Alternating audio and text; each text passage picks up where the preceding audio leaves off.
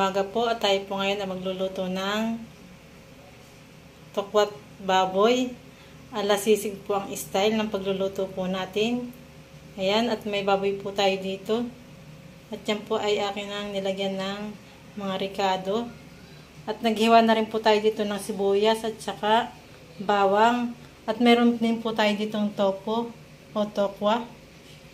Ayan, at ipiprito na po natin yung tokwa.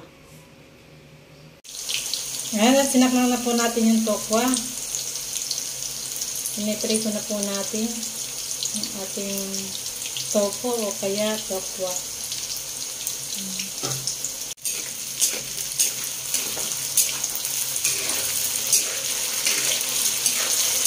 Ito yung ating topo. Piniprito.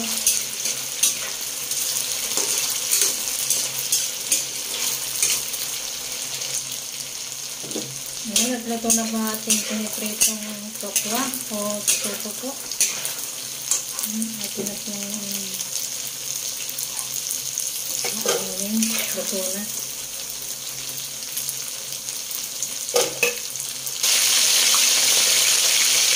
Ayan, piniprito na rin po natin yung karne natin. Nalasa po natin yun.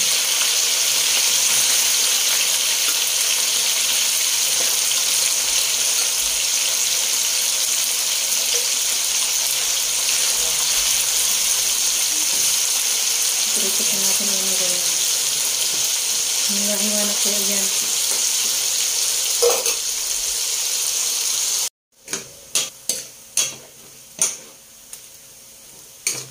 Yan na po natin pinaritong baboy. Ito na. Awalin na po natin.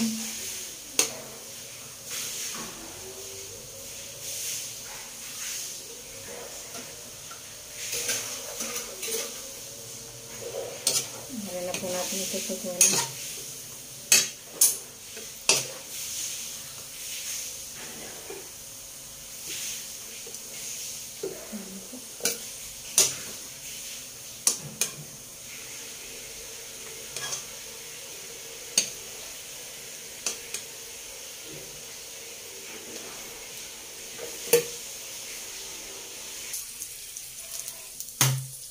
Natin na po ang isinaklang yung toko at saka po yung baboy natin pinarito. Atin po lalagyan ng itlog.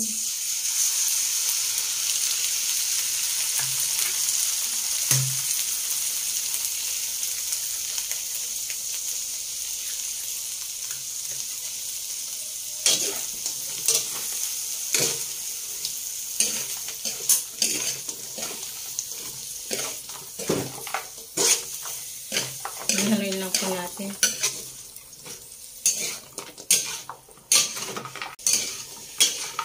Hintayin na nga po pala natin yung apoy natin.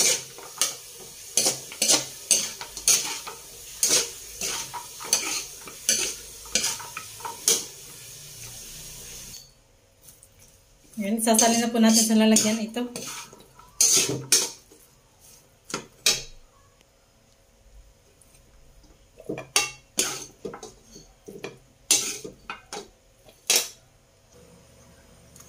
Lalagyan na po natin yung sibuyas at saka bawang. Lalagyan na po natin dito sa ating piniritong toko at saka baboy.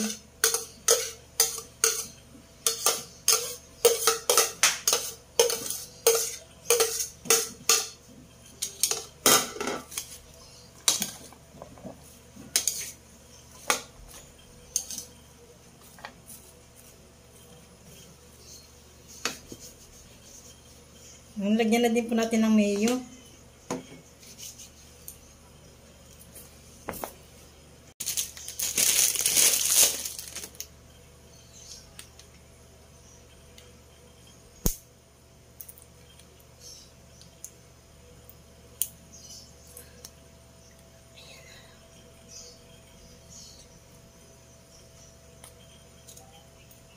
Lagyan po natin ng mayo.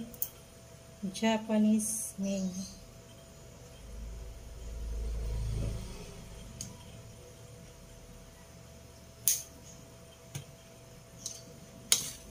Ito pong haluin.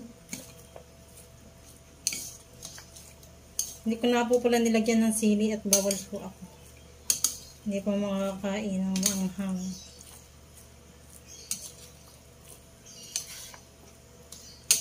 Kung gusto nila ng sili, kumuha sila ng sili at kagatin na lang nila. Ayan. At ito na po ang ating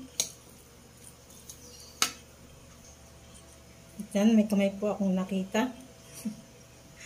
Tumikim na. Alagyan din po natin ng kaunting paminta. Ayan.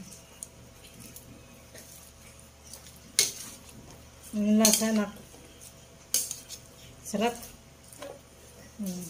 Ito na po yung alasisig natin. Tokwa na alasisig po ito ating ginawa. Kaya lang walang sili dahil hindi ako pwede ng maanghang. Damay-damay na. Ano po yung ating sisig.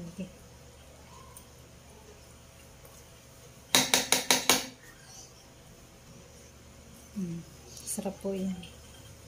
Di ba masarap? Kumawa nga po.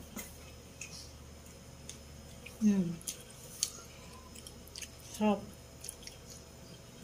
Try nyo din po ang ganitong lutuin. Talaga po masarap. Try nyo din po itong gawin at talaga mapapawaw kayo sa sarap pag natikman nyo. Itong ganitong style ng pagluluto ng sisig. Alasisig lang po ito. Ayan.